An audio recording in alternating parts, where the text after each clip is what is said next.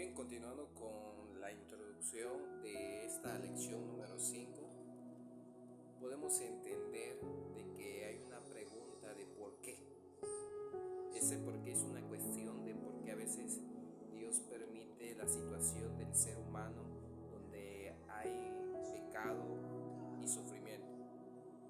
Y lo expresa este Salmos número 79, de este hermoso libro de alabanza de Tehillim. Es un salmo de Asaf, que aproximadamente tiene unos 13 versículos. Pero nos llama la atención el versículo 10, que a la letra dice lo siguiente: porque dirán los gentiles, ¿dónde está su Dios? Dice. Se notaría en las naciones, delante de nuestros ojos, la venganza de la sangre de tus siervos ha sido derramada. Quizás podamos entender este salmo para nuestra vida personal y podamos decir: llego a la casa del Señor, obedezco sus mandamientos, soy fiel en sus diezmos y ofrendas, pero ¿por qué me pasan situaciones en las cuales siento que Dios no está a mi lado? ¿Por qué me suceden situaciones en las cuales digo, ¿dónde está Dios? ¿Y por qué a mí se supone que soy un hijo fiel y Él me va a derramar bendiciones hasta que sobreabunden, y cuando sucede todo lo contrario? Como he dicho con anterioridad y en videos anteriores, tenemos un enemigo en el cual se jacta del sufrimiento. El plan de Dios jamás ha sido que el ser humano sufra, sino ha sido que el ser humano tenga una vida en abundancia y una vida llena de felicidad y libre de enfermedades, problemas y circunstancias que nos alejen de su presencia. Pero todo esto comenzó, si hablamos dentro de la creación de la tierra, comenzó en Génesis. Nosotros recordemos que el capítulo 3 de Génesis es un capítulo un poco doloroso. ¿Por qué es un capítulo doloroso? Porque habla de la tentación y de la caída.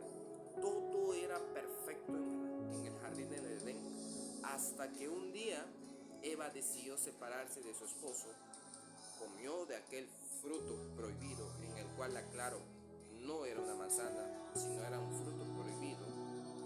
Comió, desobedece y le pasa el dominio al mal, a Lucifer. Y ahora Lucifer, como príncipe de este mundo, hace que el mundo esté lleno de maldad, lleno de pecado, y hace creer al ser humano que Dios es el culpable cuando no es así.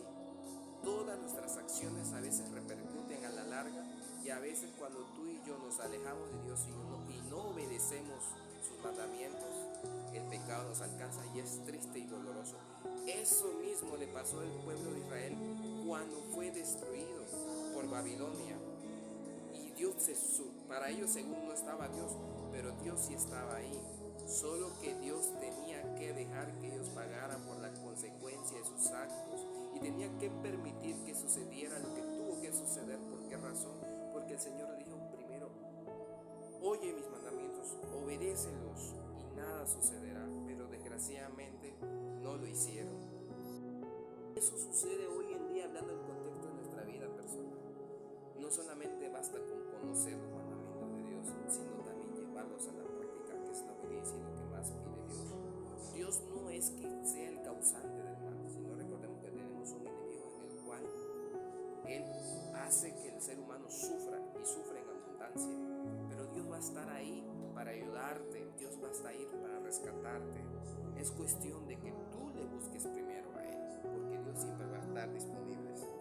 Las ocasiones de silencio de Dios hacen que los salmistas se autoexaminen y busquen a Dios, pero con confesión y peticiones humildes. Saben que Dios no va a callar para siempre, sino que va a seguir observando. Recordemos que los salmos demuestran que la comunicación con Dios siempre debe continuar, y la fluctuación de diálogo ni se diga que es a través de la oración, independientemente de las circunstancias de qué cosa de la vida. Así que la pregunta es: ¿dónde está Dios? Dios siempre está ahí. Es cuestión que tú y yo le busquemos, y recordemos que aunque exista maldad en este mundo, Dios va a estar ahí para defendernos.